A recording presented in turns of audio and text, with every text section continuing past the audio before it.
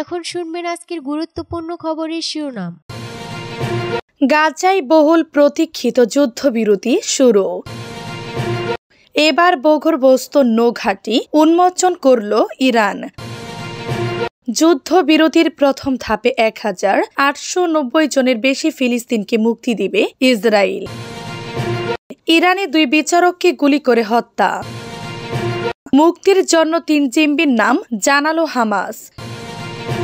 ট্রাম্পের অভিষেকের প্রতিবাদ ওয়াশিংটনে হাজারো মানুষের বিক্ষোভ। গাজায় বহুল প্রতীক্ষিত যুদ্ধবিরতি শুরু।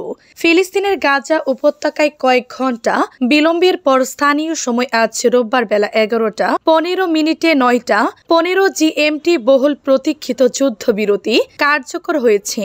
যুদ্ধবিরতি চুক্তির উন্নত মধ্যস্থতাকারী দেশ কাতার এ কথা নিশ্চিত করেছে। কাতারের পররাষ্ট্র মন্ত্রণালয়ের মুখপাত্র মাজিদ আল আনসারি আজ এক বিবৃতিতে ইসরায়েল ও ফিলিস্তিনি স্বাধীনতাকামী সংগঠন হামাসের মধ্যে এই যুদ্ধবিরতি শুরু হওয়ার তথ্য জানান।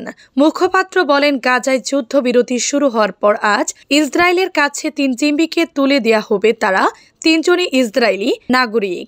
3 জিম্মির নাম প্রকাশ করেছেন হামাসের সশস্ত্র শাখা ইজ্জেদিন আল কাসেম ব্রিগেডের মুখপাত্র আবু ওবাইদা। তিনি বলেন, চুক্তির শর্ত অনুযায়ী আমরা আজ 3 জনকে মুক্তি দেওয়ার সিদ্ধান্ত নিয়েছি। রুমি কুনেন, ইমিলি দামারি 28 ও দুরুন স্টেইন ব্রিচার 31।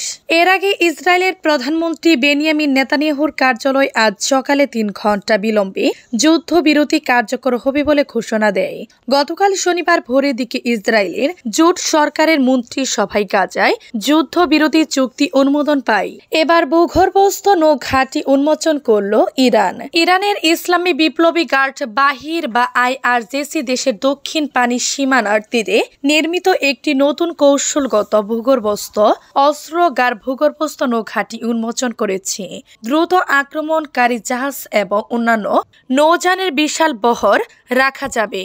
IRGC প্রধান কমান্ডার মেজর জেনারেল হুসাইন সালামি এবং IRGC নৌবাহিনীর commander rear admiral Ali Reza Tangsiri গতকাল শনিবার এ স্থাপনা উন্মোচন করেন। নতুন অস্ত্রাগার পরিদর্শনকালে IRGC প্রধান বলেন, এই স্থাপনাটি টর্পেডো লঞ্চিং সিস্টেম এবং মাইন স্থাপনে সক্ষম জাহাজের পাশাপাশি উল্লেখযোগ্য সংখ্যক দেশীয়ভাবে তৈরি দ্রুত আক্রমণকারী নৌযানও রয়েছে। তিনি বলেন, ভূগর্ভস্থ নৌ স্থাপনাটি IRGC নৌবাহিনীর ক্ষমতার একটি ক্ষুদ্র অংশ মাত্র। মেজর জেনারেল সালামি আরও বলেন, IRGC নৌবাহিনীর অব্যাহতভাবে আর যুদ্ধ প্রস্তুতি এবং প্রতিরক্ষা ক্ষমতা বাড়িয়েছে। যুদ্ধবিরতির প্রথম ধাপে 1890 জনের বেশি ফিলিস্তিনকে মুক্তি দিবে ইসরায়েল। গাজা যুদ্ধবিরতির প্রথম ধাপে 33 জিম্মিকে মুক্তি দেওয়ার বিনিময়ে 1890 জনের বেশি ফিলিস্তিনি যুদ্ধবিরতির উন্নত মধ্যস্থতাকারী দেশ মিশর গতকাল শনিবার এ তথ্য জানিয়েছে।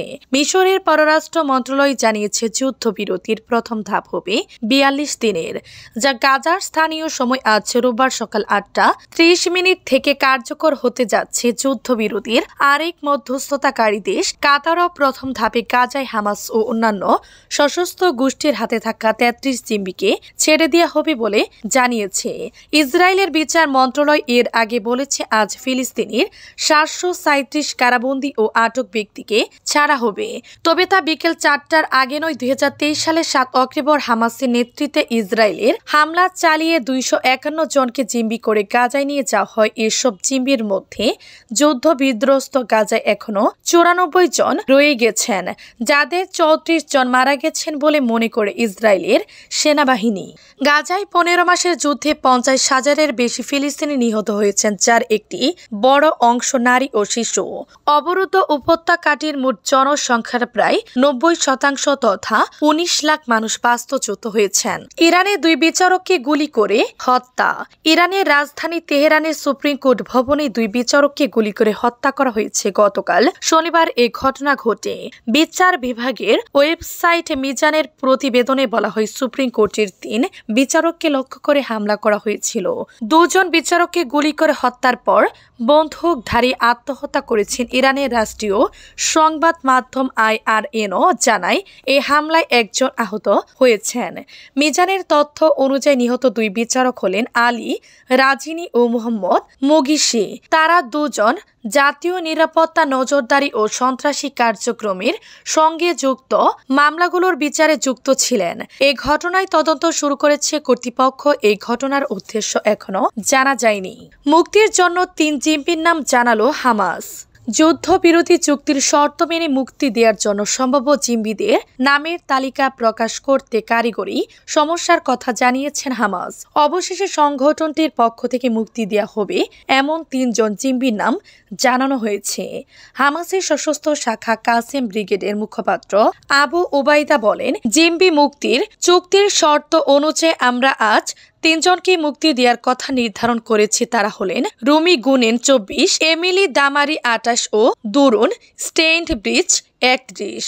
টেলিগ্রাম পোস্টে আজ রোববার হামাসের ওই মুখপাত্র জানান, এই উদ্যোগ কয়েক ঘন্টা ধরে আটকে থাকা যুদ্ধবিরতি চুক্তি কার্যকরের পথ খুলে দিবে।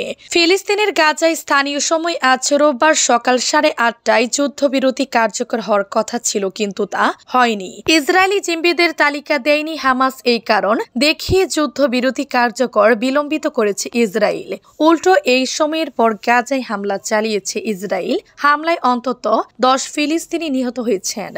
এছাড়া আজকের হামলায় 25 জনের বেশি ফিলিস্তিনি আহত হয়েছেন। ট্রাম্পের অভিষেকের প্রতিবাদে ওয়াশিংটনে হাজারো মানুষের বিক্ষোভ। মার্কিন যুক্তরাষ্ট্রের নবনির্বাচিত প্রেসিডেন্ট ডোনাল্ড ট্রাম্পের অভিষেকের প্রতিবাদ জানাতে রাজধানী ওয়াশিংটন ডিসিতে হাজারো মানুষ বিক্ষোভ করেছেন।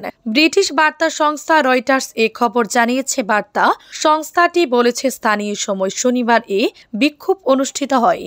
বিক্ষোভকারীদের মধ্যে বেশিরভাগই নারী। প্রতিবাদকারীদের আশঙ্কা, রিপাবলিকান পার্টির এই নবনির্বাচিত প্রেসিডেন্টের দ্বিতীয় মেয়াদে তাদের সাংবিধানিক অধিকার ক্ষুণ্ণ হতে পারে। বিক্ষোভকারীদের অনেকে গোলাপি টুপি পরেছেন। 2017 সালে প্রথম মেয়াদে ট্রাম্পের ক্ষমতা গ্রহণের সময় এই রঙের টুপি পরে বিপুল সংখ্যক মানুষ বিক্ষোভ করেছিলেন। ব্রিটিশ সংবাদ মাধ্যম বিবিসি তাদের এক প্রতিবেদনে জানিয়েছে, ট্রাম্পের অভিষেকের বিরুদ্ধে এবারের প্রতিবাদের নাম দেয়া হয়েছে পিপলস মার্চ। 2017 সালে ট্রাম্পের অভিষেকের যে প্রতিবাদ হয়েছিল সেটার নাম দেয়া হয়েছিল উইমেন মার্চ। তখন থেকে প্রতি বছর বিভিন্ন অধিকার গোষ্ঠীর উদ্যোগে এই প্রতিবাদ কর্মসূচি অনুষ্ঠিত হয়ে আসছে। তবে এবার 2017 সালের তুলনায় প্রতিবাদকারীর সংখ্যা কম। ট্রাম্পের কাছে ভাইস প্রেসিডেন্ট কমলা হ্যারিস হেরে যাওয়ার পর দেশটির নারী অধিকার আন্দোলন বিভক্ত হয়ে পড়া এমনটি হয়েছে বলে ধারণা করা হচ্ছে।